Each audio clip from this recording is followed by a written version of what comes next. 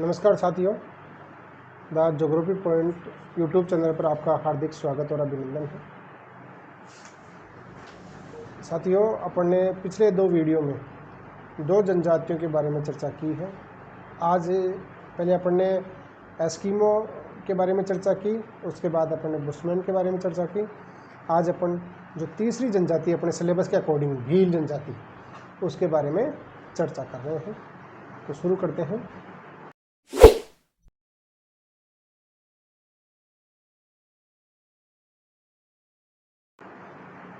भील, संथाल एवं गोंड जनजातियों के बाद भारत में तीसरा सबसे बड़ा जनजातीय समूह है। अकॉर्डिंग टू एनसीईआरटी विश्व का जो सबसे बड़ा जनजातीय समूह है वो गोंड है। ठीक है, और जब विश्व का हुआ तो स्वाभाविक है भारत का भी हो गया। तो संख्यात्मक दृष्टि से देखें तो पहला गोंड हो जाएगा, दूसरा संथाल हो जाएगा और तीसरा भील हो जाएगा। ठीक है, ट्राइब्स हैं ये। भील शब्द की उत्पत्ति द्रविड़ियन भाषा के बिलू से हुई है। ठीक है, तो इसका भी थोड़ा सा देख लेना कि कौन सी भाषा के किस शब्द से हुई है, जिसका अर्थ है तीरंदाज। ठीक है, कुछ लोग भाषाई दृष्टि से इस शब्द की उत्पत्ति संस्कृत में क्रिया के मूल अर्थ अर्थात भेदना, वध करना तथा मारना होता है। तीरंदाजी में इनकी निपुणता के कारण माना जाता है। भारत के सर्वश्रेष्ठ जो तीरंदाज हुए हैं, चाहे लिम्बाराम जी का नाम हो, राजस्थान के रहने वाले हैं। ठीक है, तो इसी जाति से संबंधित हैं लिम्बाराम जी भी।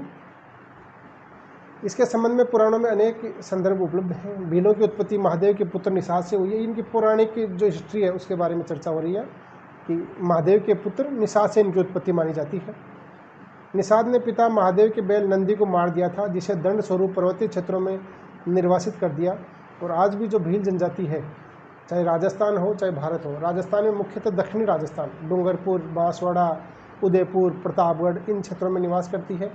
भारत की बात करें तो मुख्य रूप से 4 राज्यों में ये जनजाति निवास करती है: राजस्थान, गुजरात, महाराष्ट्र और मध्य प्रदेश। ठीक है, इन राज्यों के जो सीमावर्ती क्षेत्र हैं, इस सीमावर्ती और पर्वतीय क्षेत्रों में ये जनजाति निवास करती है। महाभारत महाकाव्य में इनका संबंध एकलव्य से है। रामायण काल में भी श्री राम को सबरी ने सीता की खोज के दौरान दंडकारण्य वन में बैर खिलाए थे। कर्नल टोड के अनुसार ये तत्कालीन मेवाड़ राज्य की अरावली पर्वत श्रेणी में रहने वाले लोग हैं, जिन्होंने महाराणा प्रताप की अकबर के विरुद्ध युद्ध में सहायता की थी। अकबर के महाराणा प्रताप के जो भी सेनापति थे वो सारे यही थे। राणा पुंजा भील का इतिहास में बहुत बड़ा वो है, दायित्व है। ऐतिहासिक दृष्टि से इन जनजाति ने डगारिया, डूंगरपुर, बांसिया, बांसवाड़ा, कोटिया, कोटा तथा देवावा, उदयपुर शासन किया था। इन क्षेत्रों के ये प्राचीन काल में इनका शासन था, ये यहाँ के राजा थे। ये लोग नाटे कद के होते हैं। इनका रंग काला तथा नाक चौड़ी होती है, आंखें लाल। इनकी शारीरिक संरचना की बातें कर रहा है। आंखें लाल, बाल रुके, जबड़ा कुछ बाहर निकला होता है। इनका शरीर सुगठित एवं सुडौल होता है, प्रकृति प्रेमी होते हैं। ये लोग परिश्रमी और ईमानदार होते हैं, चोरी करने को धार्मिक पाप मानते हैं और आज़ादी प्रिय होते हैं। अब निवास क्षेत्र देखो, जहाँ से क्वेश्चन पुटअप होने की संभावना है। भील दुर्गम एवं निर्जन पर्वतीय क्षेत्रों में निवास करते हैं। ये लोग अरावली, विंध्याचल व सतपुड़ा की पहाड़ी और वन क्षेत्रों में रहते हैं। ये 3 पर्वतमालाएं मुख्य रूप से इनका निवास स्थान है: अरावली, विंध्याचल और सतपुड़ा। भारत में भील 4 राज्यों राजस्थान, मध्य प्रदेश, गुजरात तथा महाराष्ट्र में मुख्य रूप से रहते हैं। भीलों का मुख्य जो केंद्रीकरण है, सकेंद्रीकरण है, वो बांसवाड़ा, डूंगरपुर, उदयपुर एवं चित्तौड़गढ़, मध्य प्रदेश के धार। ये ध्यान रखना कि कौन से राज्य के कौन से जिलों में इनका मुख्य रूप से निवास स्थान है। राजस्थान में दक्षिणी राजस्थान मुख्य रूप से बांसवाड़ा, डूंगरपुर, उदयपुर एवं चित्तौड़गढ़। मध्य प्रदेश का धार, झाबुआ व रतलाम जिला। गुजरात का पंचमहल एवं बड़ोदरा तथा महाराष्ट्र के औरंगाबाद, अहमदनगर, जलगांव, नासिक एवं धुले जिलों में मुख्य रूप से रहते हैं। इनके निवास क्षेत्रों की जलवायु मानसूनी है। इनके निवास क्षेत्रों में लगभग 33% भूभाग पर वन पाए जाते हैं। सीधी सी बात है, वनों में रहने वाले लोग हैं।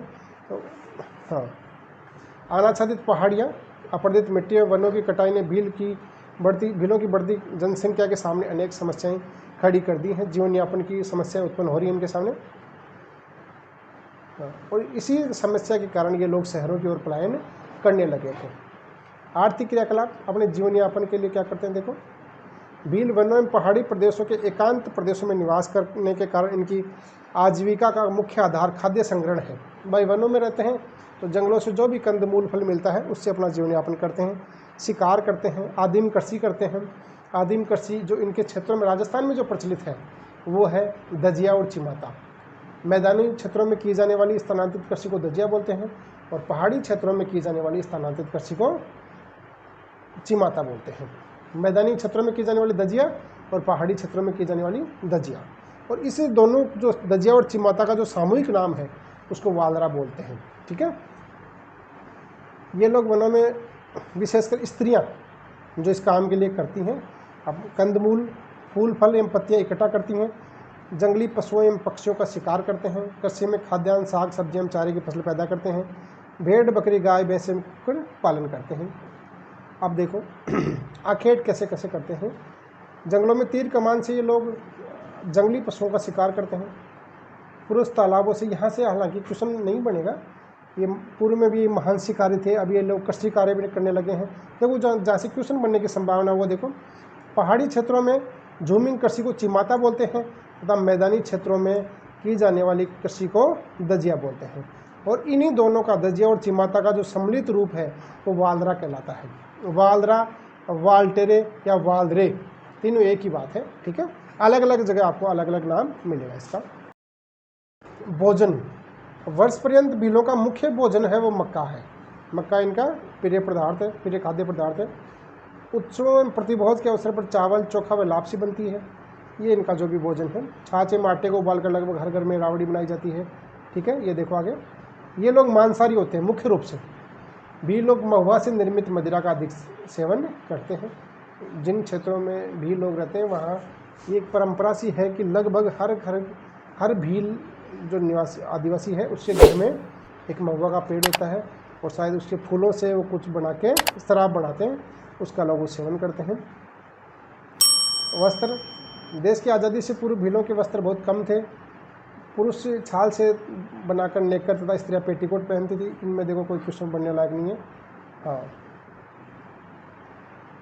आगे देखो, निवास गृह देखो, इनके घर प्रकीर्ण प्रकार के होते हैं, बिखरे होते हैं, अलग अलग पहाड़ियों पर जाके रहते हैं लोग। ठीक है, तो सघन रूप से नहीं पाई जाती है। झोपड़ियाँ खेत के छोटे टुकड़ों के मध्य टीलों पर बनाई जाती हैं।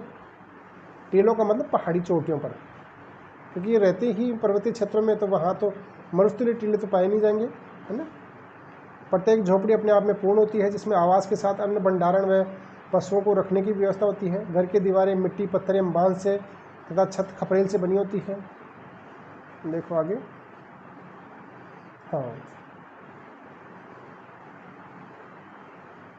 हाँ इनके, अच्छा, वर्तमान में पक्कों मकानों का चलन बढ़ा है।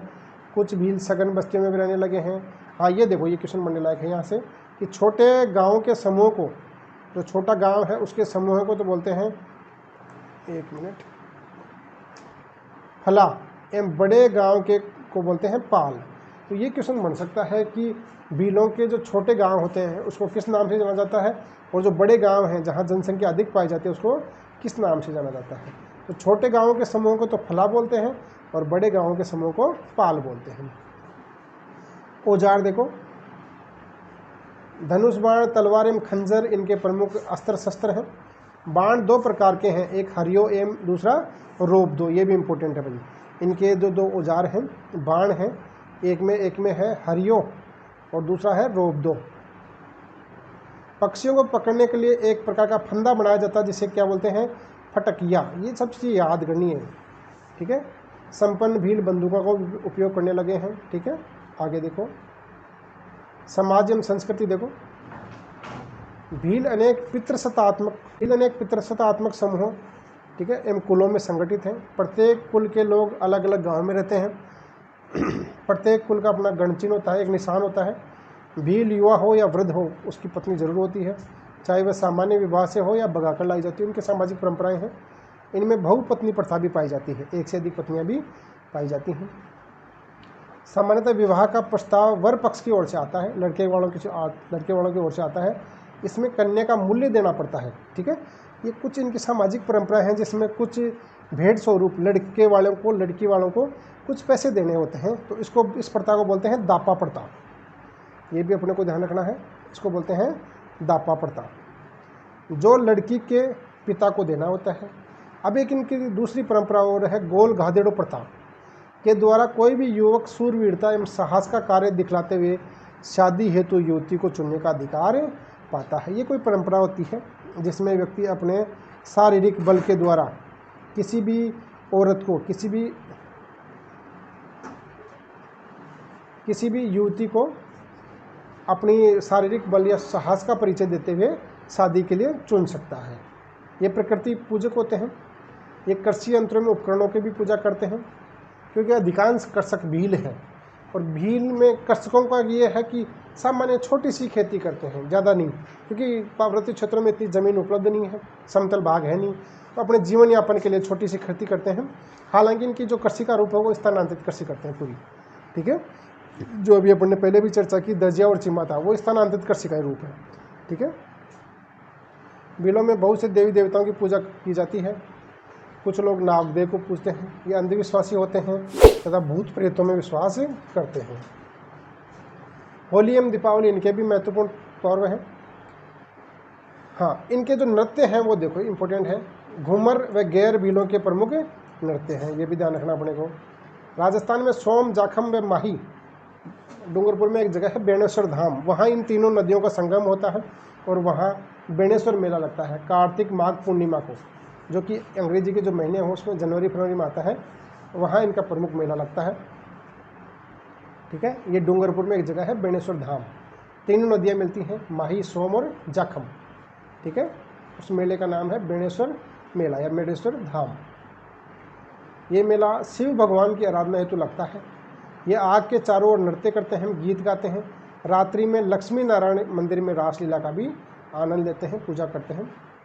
इस जनजाति में ढोल बजाकर आपातकालीन समय में सभी को इकट्ठा कर लिया जाता है, ठीक है। जब भी कोई संकट की स्थिति होती है तो इनके पास एक ढोल होता है हर घर में, तो उसको ये बजाते हैं। उससे सभी भी लोगों को ये संदेश पहुंच जाता है कि कोई परिवार संकट में है, तो उससे सभी लोग इकट्ठा हो जाते हैं। फायरे फायरे बिलों का रणघोष है। युद्ध की स्थिति हो तब इनका ये जो रणघोष है वो है फायरे फायरे। समस्त पाल का मुखिया गमेती कहलाता है। फैलाव और पाल अपन ने देखा था, उसमें जो पाल का मुखिया है, ठीक है, उसको बोलते हैं गमेती। ये क्वेश्चन भी बहुत बार पूछा गया कंपटीशन में। जो एक प्रकार से इनका शासक है, मार्गदर्शक को बोलावा कहते हैं। हाँ, ये इनका मैप में दिखा रखा है कि कौन कौन से राज्यों में। राजस्थान के भारत के 4 राज्य राजस्थान, गुजरात, महाराष्ट्र और मध्य प्रदेश, 3 पर्वतमालाएं, अरावली, विंध्याचल और सतपुड़ा इनका मुख्य रूप से निवासी स्थान है। देखो, आधुनिक वर्तमान संस्कृति से संपर्क हो रहा है इनका भी। इनमें भी शहरीकरण की प्रवृत्ति बढ़ रही है। ये अपने निवास क्षेत्रों से रोजगार की तलाश में शहरी क्षेत्रों की ओर पलायन कर रहे हैं, ठीक है। और इनके संस्कृति में भी बहुत तीव्र गति से इन चीज़ों का परिवर्तन साफ दिखाई दे रहा है, ठीक है। तो इस वीडियो में अपन इसके बारे में भील जनजाति के बारे में चर्चा की, ठीक है। तो अगर आपको अब इस जो भील जनजाति के जो इस चैप्टर से जो क्वेश्चन आ सकते हैं उसकी एक PDF आपको टेलीग्राम लिंक पर शेयर कर दी जाएगी। अगर आपको वीडियो पसंद आया हो तो इसे अपने दोस्तों के साथ शेयर कीजिएगा। धन्यवाद।